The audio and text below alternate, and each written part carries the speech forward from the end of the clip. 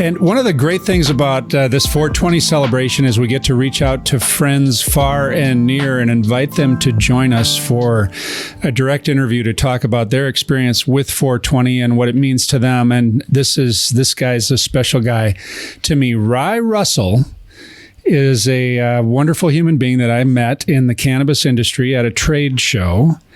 And he is, Rye, why don't you say hello and then tell us what you do? Because I don't want to screw that up. Well, I don't think that you can screw anything up, Drew. But it is an honor to be here with you and everyone.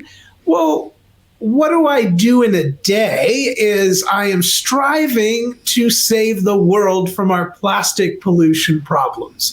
And so how do we do that? We help industrial partners make better choices with their plastics. And so we have a lot of fun. Every day is a new day and a different project. And it's just a unique opportunity that this industry has provided us. And it's not plastic. It's not plastic. KNOT. So if I go to knotplastic.com, I'll learn all about what you do and how you do it and how I can get involved. Learn it all and give us a call. Oh, I like that. It's got a little rhyme to it. You've done this before. That was actually the first time, but I'm definitely going to write that down for future use. Use it again. So 420, happy 420 to you and to yours. It's a day of the year and an hour of the day every day that people tend to gravitate towards their connection with cannabis. Has that been part of your pattern in life? Have you done that? Do you look at the clock and go, oh, it's 420? Unfortunately, probably not as much as I would like. Now, do I often recognize the time on the clock? Absolutely. And I love that because I think it's imprinted now. Anybody in this community that it's a moment, right? And some people I've heard take pause at 11:11. So I think at the end of the day, everybody's got their unique thing that just gives them that moment of hopefully bliss of where they are. So 11:11 is interesting because what it's actually saying is we are all one. 11:11. That's interesting that you brought that up. And 420, and I didn't know that context. Yeah. So now you get more context for that. You want to make a note of that for future reference as well. Absolutely. Yeah. So for you personally, it's a day where we celebrate a certain amount of activism because the 420 celebrations around the world were really the augury where a lot of the transformational work happened for cannabis to become medically acceptable, destigmatized to a certain degree, and then in many markets now, recreationally or adult use getting over prohibition. So as far as activism has that been a thing for you? Have you been involved in I know you're an educator and I know you're an advocate, but as far as really taking a stand and being a voice for the cannabis industry, has that been a part of your background? It's been a natural progression. I don't know that it was necessarily part of my background, as I was a relatively late adopter of cannabis in my life.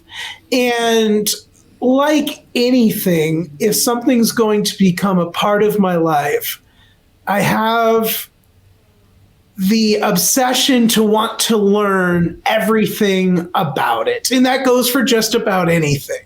And when I really found out and discovered for myself what cannabis medicinally meant for me, I knew that other individuals were going to have the same questions and the same hurdles and the same struggles. Not everyone were going to have the same as myself.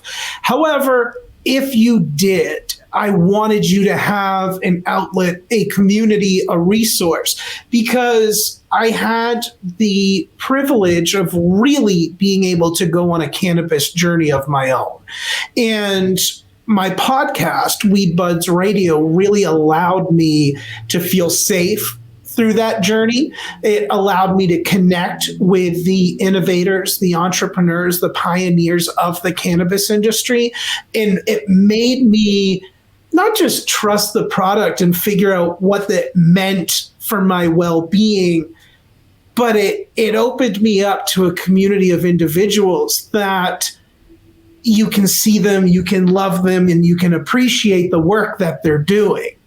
And so it was all a natural progression. And I wish it was more intentional, but I also love the fact that it was not, that it was authentic over time, building and cultivating a community that just loves and supports each other. So no, it wasn't something that, I had any background in or any thought that I would kind of grow up into, but naturally I took some of my skill sets and utilized them selfishly for my own discovery, while attempting to be unselfish in sharing that discovery with the world.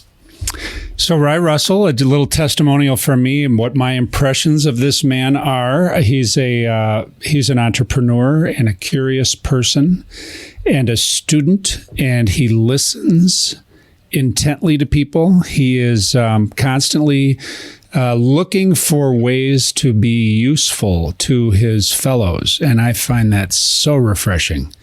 And I want to thank you publicly for that today. Express my gratitude to you for being my friend, for being Anthony's friend, for being Boveda's friend. It's a real privilege to know you, pal. It means the world to me, Drew, and you mean the world to me, because if you recall when we met, we had a really powerful experience and a really powerful connection, and one that you cannot manufacture. And I think whenever the team is ever looking to me for any sort of motivational sales leadership, like, I don't have it. I never perfected that kind of badassery salesmanship. Not that I did not appreciate it and enjoy it and have some natural ability there, but I think what separates any of us in any level of business development was all of those characteristics that you mentioned before. It's the curiosity.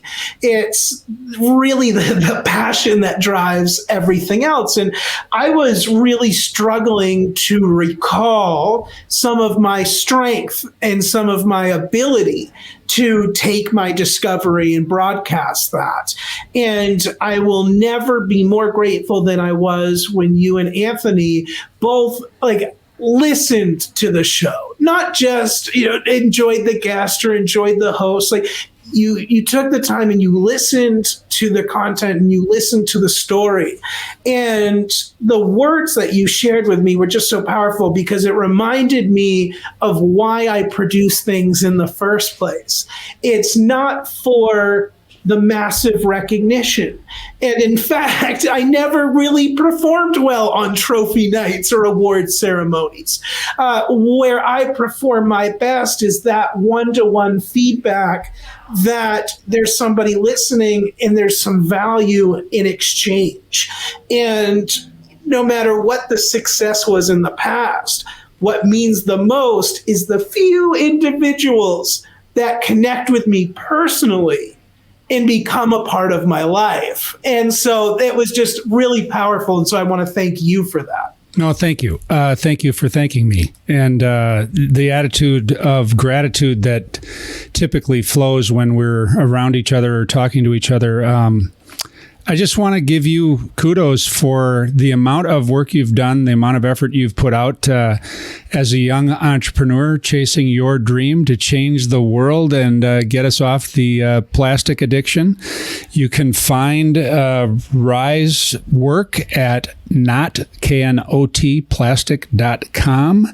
And buddy, I just want to wish you a happy 420. Thank you for taking the time to grace the airwaves with us, and wish you the very best on this wonderful holiday. Well, back to you, brother, and to everybody tuning in. I hope everybody just really takes the time to be present and grateful, because what a special time we're in. Thanks, brother. Take care.